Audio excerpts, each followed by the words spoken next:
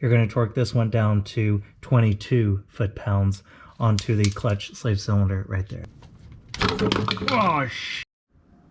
What's up, guys? I am here with my 2006 S2000, and I have it jacked up because I'm going to be doing a few things maintenance wise, but today I'm going to be doing the job of deleting the clutch delay valve on this thing. While I've been driving this thing, I have definitely been noticing it, sometimes more than others, but as I drive it, man, it is noticeable. It's almost like it doesn't even allow you to properly drive the car. Like I can definitely notice it. I'm very detail oriented, so it bothers me, so I'm gonna go ahead and delete it. So in this video, I'm gonna show you guys how to do that. So first things first, you will need to jack up your S2000. Mine obviously already is. And let's get to it. Let's get underneath the car. Oh yeah. All right. So here is the clutch slave cylinder. And this is the 14mm bolt that we are going to take off in order to get this clutch line off. And then once we take this off, this will start draining brake fluid. So make sure you have a drain pan underneath it. So let's go ahead and get our 14mm and take that off. All right. Oh, there we go. There's the brake fluid. While that's draining, look how clean my S2000 is underneath. Honda. This thing is super clean.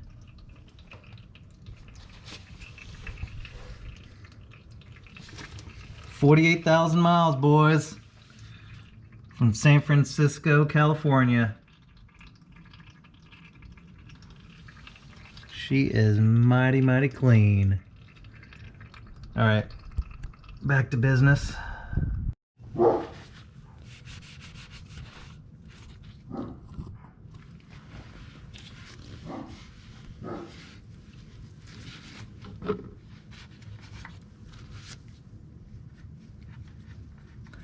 Make sure whenever you take off this bolt that you do not lose the crush washers. You want to reuse those, or if you want to buy new ones, that's fine. But I'm going to try it with just reusing the old ones. But yeah, just make sure you do not lose those, because you will be reusing them. Just going to set this clutch line in this funnel right here. Just kind of let that drain. Go ahead and clean this off. Okay, now that we have the clutch line off, now we can get our 12mm and take off these two bolts to release it from the transmission. Gosh! All right, let's try this again. Now we're just gonna slide this out of the boot. There we go. Got it. Perfect. Yours may not come out as easy as that. It may leave this rod in the boot, in this boot right here. If that's the case, just take off this boot and take it off in two pieces. No problem. All right. Let's take this out and check it out. All right, guys, so I kind of cleaned up my clutch slave cylinder here. And one thing I noticed is there is a nipple on the end of the rod here. You can see that right there. It's not focusing too well, but you can see it.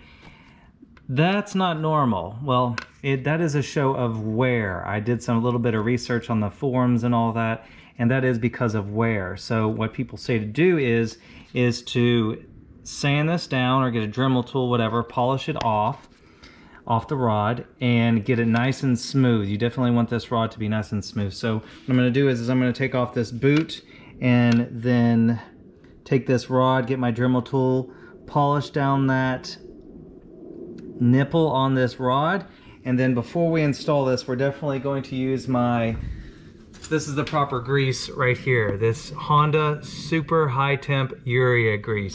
That's a Honda product right there. So we are going to put that on the ends of this rod and on the clutch fork that is on the transmission. So just so you know, here is a little bit of other maintenance we're going to do while we have this clutch slave cylinder out. All right, I have my clutch slave cylinder in my vise. Let's go ahead and take off this rubber boot. Okay, there is it's hard to pick up on my camera, but there is a snap ring in there. You can kind of see it on the edge right there around this plunger. So you're going to want to get that snap ring out. If you have some like picks or snap ring pliers, or maybe even some very, very small screwdrivers, you can work that way out, do as best as you can. So once we have that out, we can pull this plunger out right here. So I'm going to go ahead and see if I can get that out. I do have some snap ring pliers. These are kind of big for this, but let me see if I can get it with a pick. I do have some picks. Mine are bent. Bent up, but yeah, I can wedge it underneath here. There is a way, if you can't get these out, to drill on the side of this clutch slave cylinder, but I'm really trying, I don't want to do that. So, or my pick. All right guys, so I can't get that snap ring out with using my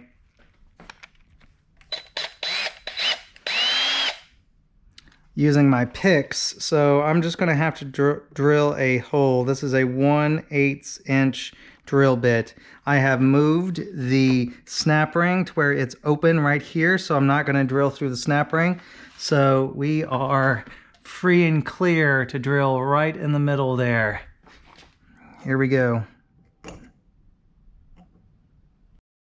Guys, by the way, these are 2 drill bits right here. These are Craftsman brand. They both broke while trying to drill this hole, and it kind of walked on the surface up here. So I went and got me a better brand drill bit. It says it's 4 times as strong as the average drill bit. So just make sure whenever you're doing this that you actually have a high quality drill bit, FYI. Anyways, here we go. Much better. Oh my God, this is night and day difference right here. All right guys, so now I just moved the snap ring back over to where it is where the hole is. You know, I moved it so I didn't drill through the snap ring. Now I can finally see the snap ring under there, and my camera doesn't really focus in there, but I'm able to get this pick and kind of pry it upwards. Let me see if I can show you guys here. Watch out, make sure you wear protective eyewear, because these things will go flying.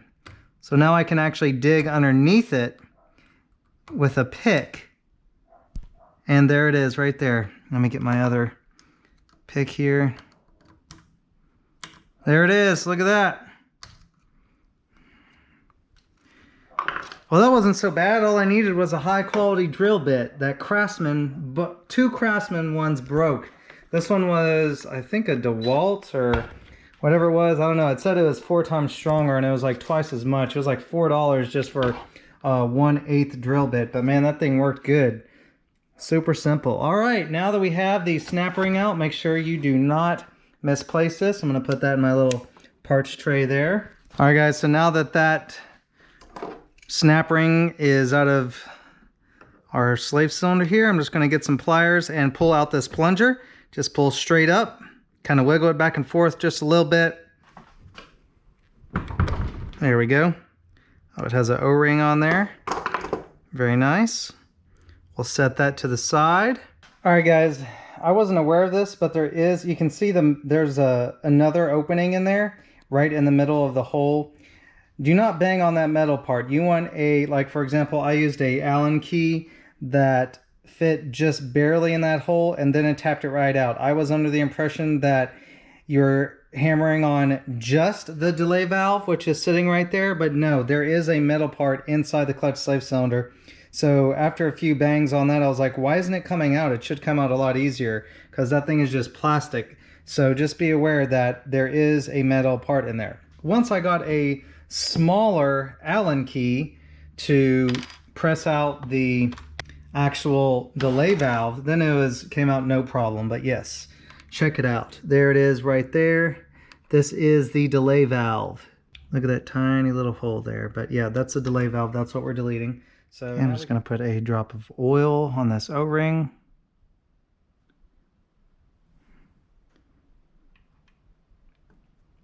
Put the plunger back in. Going to gently hit it with a hammer. If you have a rubber mallet, that'd be good. Let's put the snap ring back in.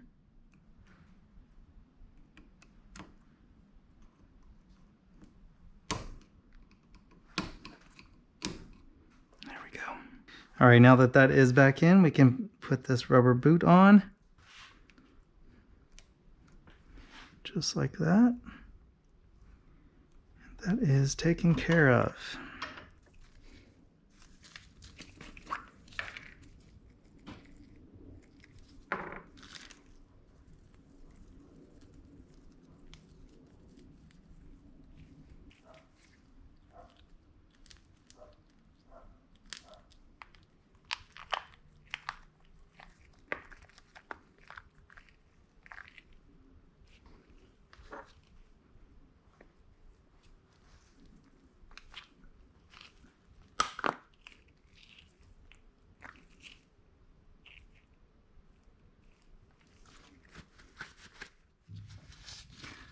All right, make sure you put a good amount of the high temperature urea grease in there, just in the clutch fork, just like that.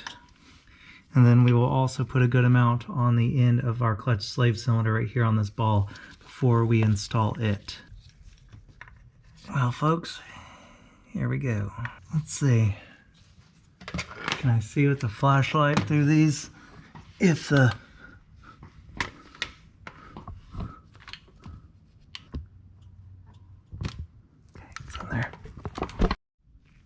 Alright guys, so once you finally get the clutch slave cylinder back on the transmission, of course make sure that you can see that the rod on the clutch slave cylinder is touching the fork on the transmission.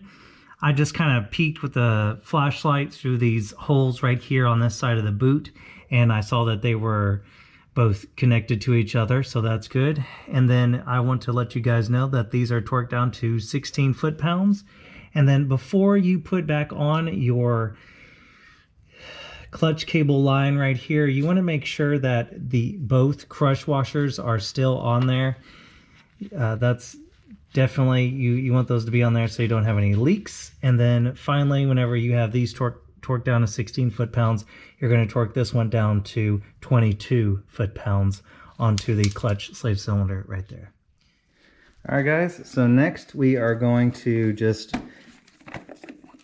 bleed the clutch system. There's a clutch fluid reservoir right there, and let's just use our favorite brake fluid. Mine is Honda, so just going to fill this up to the top, and then we can go underneath the car and crack that bleeding valve loose. All right guys, so here is your bleeder screw, this one right here. You're just going to attach a hose like this to it, crack it open, and then bleed it to where all the air is out and you have clean fluid, and your clutch should be bled.